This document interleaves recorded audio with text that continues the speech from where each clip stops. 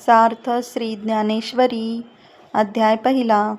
ओवी क्रमांक 193 ते 197.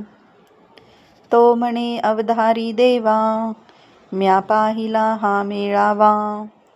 तव गोत्रवर्गू आघवा, देखिला येथ. हे संग्रामी उदित, जहाले असती कीर समस्त. पण आपण पेया उचित, केवी होय.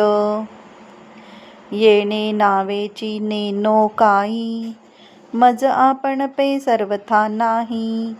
मन बुद्धी ठाई, स्थिर नोहे.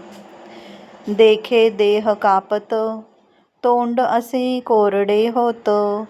विकळता उपजत, गात्रा सिंही. सर्वांगा कंटाळा आला, अति संतापू उपनला.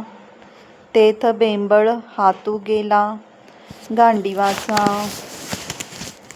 अर्थात अर्जुन म्हणाला, देवा हे पहा, मी हा सर्व सैन्य समुदाय पाहिला. तो येथे सर्व माझे गोत्रजच माझ्या दृष्टीस पडले.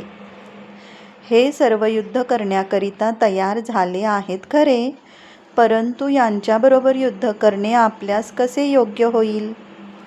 यांच्याशी युद्ध करण्याची गोष्ट काढताच मला काही सुचेनासे झाले आणि मन व बुद्धी ही देखील आपल्या जागी स्थिर राहत नाहीत.